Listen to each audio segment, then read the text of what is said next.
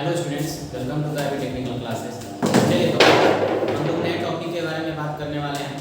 देखिए, पिछले क्लास में हम लोगों ने कवर कर चुका था क्या क्या DC series motor, DC shunt motor और कंपाउंड मोटर के बारे में। तो आज के टॉपिक में हम लोग बात करने वाले हैं डीसी सर्वो मोटर के बारे में, जो कि आपका नेक्स्ट टॉपिक। किसके बारे में? डीसी सर्वो मोटर के बारे में। तो देखिए, डीसी सर्वो मोटर पहले जाने से पहले ये जान लेते हैं कि हमारा सर्वो मोटर होता है क्या। सर्वो मोटर होता क्या है? देखिए, मोटर मैंने क्या बताया था, जब मैंने स्टार्टिंग लेक्चर स्टार्ट किया था तो मैंने ड्राइव बताया था। ड्राइव क्या होता था? A system which controls the motion is called drive. तो ड्राइव में आपका दो होता है, बहुत भी होता है, जैसे कि मैकेनिकल ड्राइव होता है, इलेक्ट्रिकल ड्राइव होता है। अब बात आई कि मैकेनिकल ड्राइव और इलेक्ट्रिकल ड्राइव क्या होता है। तो इलेक्ट्रिकल ड्राइव क्या होता है कि मैंने बताया था ड्राइव का डेफिनेशन कि a system which controls the motion is called drive. यानी मोटर भी क्या आपका एक ड्राइव की तरह काम करता है। कहने का मतलब क्या हुआ कि मोटर क्या करता है, जब आप इलेक्ट्रिकल सप्लाई देते हैं तो उससे क्या मिलता है, हमको मैकेनिकल आउटपुट मिलता है, मोशन मिलता है। कहने का मतलब क्या हुआ कि मोटर जो है क्या कर रहा है, मोशन प्रोवाइड कर रहा है, मोशन को कंट्रोल कर रहा है। तो मोटर किसके थ्रू? इलेक्ट्रिसिटी के थ्रू कंट्रोल कर रहा है ना। तो ये कौन सा एग्जाम्पल हो गया? इलेक्ट्रिकल ड्राइव का एग्जाम्पल हो गया। ठीक है, अब उसी में हम लोगों ने आगे टॉपिक बात किया था डीसी सीरीज शंट मोटर के बारे में। तो उसी प्रकार सर्वो मोटर भी होता है। सर्वो मोटर क्या है? मोटर से नाम से समझ में है कि एक प्रकार का ड्राइव है। यानी कहने का मतलब ये भी क्या करेगा, पोजीशन को कंट्रोल करेगा या स्पीड को कंट्रोल करेगा। तो सर्वो मोटर जो होता है एक्चुअली जो होता है, इसका मेन पर्पस जो होता है, जो वर्क करता है, वो क्या करता है, पोजीशन को कंट्रोल करता है। ठीक है, वेलोसिटी को क्या करता है, कंट्रोल करता है, यानी स्पीड कंट्रोलिंग का काम करता है। जैसे कि बात करते हैं, जैसे कि आप रैप्टर जेट फाइट विमान देखे होंगे, उसमें क्या होता है कि जो आपका फ्लाइट कोई आपका विमान होता है, उसमें ऐसे उसका क्या होता है, डायना होता है। क्या होता है कि डायना को अगर उसको क्या करना होता है, अपने डायरेक्शन को चेंज करना होता है, तो ये डायना क्या होता है, इसको मोड़ना पड़ेगा। क्योंकि हम लोग मान के चलिए मैं, ठीक है, अब मैं यहाँ पर हवा में मैं फ्लाई कर रहा हूँ, ठीक है, अगर मुझे अपने डायरेक्शन को चेंज करना होगा तो इसको अगर अपवर्ड कर दूंगा और इसको डाउनवर्ड कर दूंगा तो क्या मेरा डायरेक्शन चेंज हो जाएगा कि नहीं हो जाएगा? बिल्कुल हो जाएगा। तो उसी प्रकार रैप्टर जे फाइट में उसके डायरेक्शन, यानी जो आपके विमान होते हैं उसमें क्या होता है, सर्वो मोटर लगा होता है। ये सर्वो मोटर उसके डायना को क्या करता है, कंट्रोलिंग करने का काम करता है। कहने का मतलब क्या हो रहा है कि ये डायना के पोजीशन को क्या कर रहा है, कंट्रोल करने का काम कर रहा है। पोजीशन को क्या कर रहा है, कंट्रोल करने का काम कर रहा है। कौन?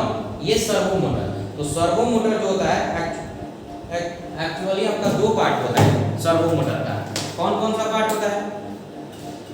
तो सर्वो मोटर जो होता है आपका डीसी सर्वो मोटर भी होता है और two phase AC servo motor भी होता है, यानी एसी डीसी दोनों होता है।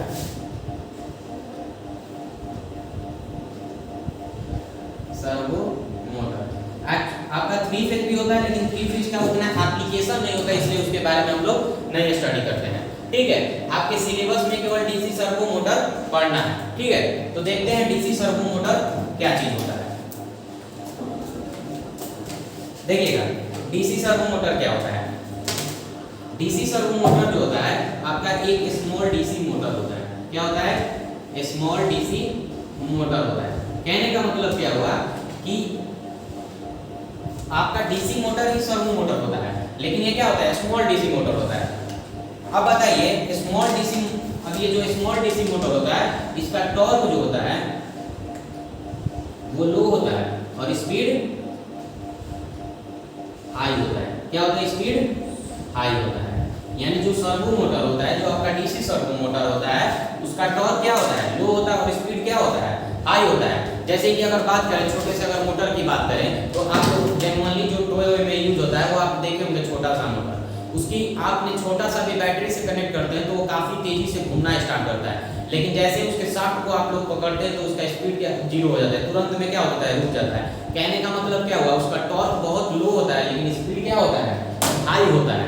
ठीक है, तो जो आपका डीसी सर्वो मोटर है इसका काम मेनली क्या हुआ, पोजीशन को कंट्रोल करना है। ठीक है, अब बात आई कि सब जो सर्वो मोटर है आपने बोला कि इसका टॉर्क लो होता है, स्पीड हाई होता है, लेकिन इन केस अगर हमको बड़े से लोड को, हेवी लोड को चलाना होगा, इस डीसी मोटर से, डीसी सर्वो मोटर से हमको हेवी लोड को क्या करना, उसकी पोजीशन को कंट्रोल करना होगा, उसके टॉर्क को हाई करना होगा, है ना।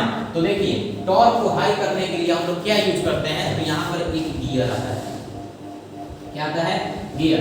ये गियर क्या करता है, तो सिमिलर टू द ट्रांसफार्मर की तरह काम करता है, सिमिलर ट्रांसफार्मर की तरह वर्क करता है। कहने का मतलब क्या हुआ, ट्रांसफार्मर क्या करता था, आपके वोल्टेज एंड करंट लेवल को क्या करता, अप एंड डाउन करने का काम करता था। उसी प्रकार जो आपका ये गियर होता है, ये स्पीड और टॉर्क, ये स्पीड और टॉर्क के वैल्यू को इंक्रीज और डिक्रीज करने का काम करता है। कौन करता है, तो ये गियर काम करता है। ठीक है, तो गियर क्या है, तो लाइक एक ट्रांसफार्मर की तरह आपका क्या करता है, काम करता है। ठीक है, अब ये गियर क्या करता है, तो स्पीड को बढ़ाएगा या फिर स्पीड को घटाएगा, या टॉर्क को इंक्रीज करेगा या टॉर्क को डिक्रीज करेगा। कहने का मतलब कि T1 जो होगा ओमेगा 1 होगा, वो क्या होगा T2 into ओमेगा 2 के बराबर होगा। कहने का मतलब T1 बटा T2 जो होगा वो इक्वल होगा ओमेगा 2 बटा में ओमेगा 1। कहने का मतलब क्या हुआ कि आपका अगर टॉर्क का वैल्यू बढ़ेगा तो स्पीड क्या होगा, डिक्रीज होगा। अब जैसे ही आपका टॉर्क बढ़ा तो स्पीड क्या होगा, डिक्रीज होगा। ठीक है, तो यहाँ से हमको क्या पता चला कि T1 into ओमेगा 1 बराबर T2 into ओमेगा 2। कहने का मतलब ये क्या होता है, टॉर्क इनटू स्पीड क्या होता है, मेरा पावर होता है। कहने का मतलब जितना आपने इनपुट दिया पावर उतना ही आपको आउटपुट मिल रहा है। इसका मतलब क्या हो रहा है कि पावर मेरा यहाँ पर क्या हो रहा है, कंजर्व हो रहा है। क्या हो रहा है, कंजर्व हो रहा है। ठीक है, तो ये आपका पावर कंजर्व, इस केस में क्या हमको पावर मिल रहा है कि पावर आपका क्या है, कंजर्व मतलब डिसिपिएट नहीं हो रहा है। ठीक है, आप लोग जानते भी हैं कि एनर्जी को ना तो हम लोग क्या कर सकते हैं, जनरेट कर सकते हैं और ना ही डिसिपिएट कर सकते हैं, है ना। ना ही हमको उसको जनरेट कर सकते हैं और ना ही डिसिपिएट कर सकते हैं। तो यहाँ से भी पता चल रहा है कि पावर मेरा क्या हो रहा है, कंजर्व हो रहा है। अब आप पूछेंगे सर ये गियर तो अपने पास है कि सिमिलर टू द ट्रांसफार्मर की तरह वर्क करता है, लेकिन गियर जो होता है एक्चुअली प्रैक्टिकल एग्जांपल से बताइए हमको। तो देखिए आप साइकिल चलाते हो, साइकिल के पीछे में क्या होता है, एक गियर लगा होता है, और जहाँ से आप पैडल मारना स्टार्ट करते हैं वहाँ पर एक बड़ा सा गियर लगा होता है, यानी पीछे में छोटा सा और आगे बड़ा सा गियर लगा होता है। अब मैंने बोला कि जो गियर होता है वो क्या करता है, स्टेप अप स्टेप डाउन का काम करता है, किसके, तो स्पीड को या टॉर्क को। ठीक है, तो चलिए एग्जांपल से समझते हैं। जैसे कि आप साइकिल रुका हुआ अवस्था में, अब जैसे ही रुका हुआ अवस्था में होता है तो जैसे ही आप पैडल पर क्या करते हैं, प्रेशर यानी फोर्स लगाते हैं परपेंडिकुलर, तो आपका क्या होता है, गियर पर जाकर फोर्स लगता है और गियर क्या होता है, रोटेट करना स्टार्ट करता है। कहने का मतलब क्या हुआ कि इनिशियली आपने हाई टॉर्क लगाया, इनिशियली आपने टॉर्क क्या दिया, हाई दिया, तो स्पीड क्या मिला, मेरा लो। क्योंकि जैसे ही आप सब ये स्टैंड स्टील में साइकिल होता है उस पर जोड़ लगाते हैं पैडल पर, तो एक बाइक तेज तो होता नहीं, मतलब धीरे धीरे स्पीड क्या होता है, अपना बढ़ाता है। कहने का मतलब क्या हुआ कि जब आप इनिशियली टॉर्क हाई लगा रहे हैं तो स्पीड कम मिल रहा है, लेकिन जब एक बार साइकिल आपका स्पीड पकड़ लेता है तो आप कम भी टॉर्क लगाते हैं तो स्पीड आपका बना रहता है, हाई रहता है। कहने का मतलब क्या हुआ, गियर जो होता है आपका स्टेप अप स्टेप डाउन का काम करता है। कितना बात क्लियर हुआ सबको। चलिए अब बात आई डीसी सर्वो मोटर के आगे की बात करते हैं। ये डीसी सर्वो मोटर है।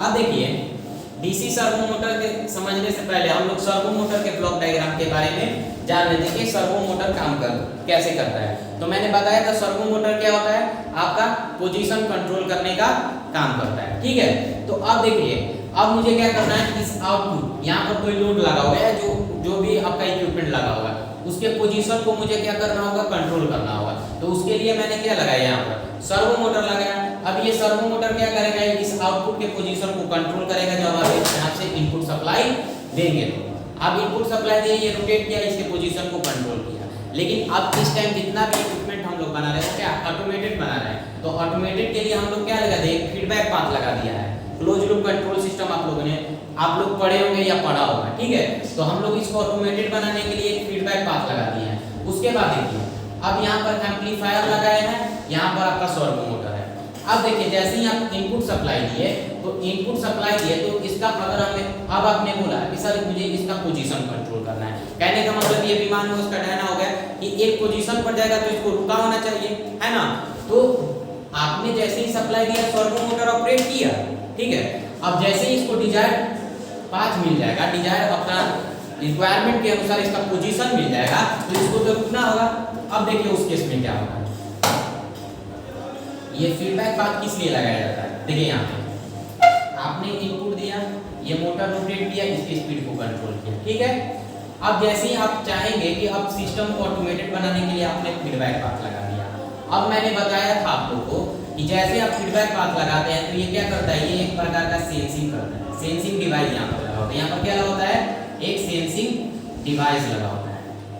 सेंसिंग डिवाइस या कहीं सेंसिंग सर्किट लगा होता है, मैंने फर्स्ट लेक्चर में बताया था।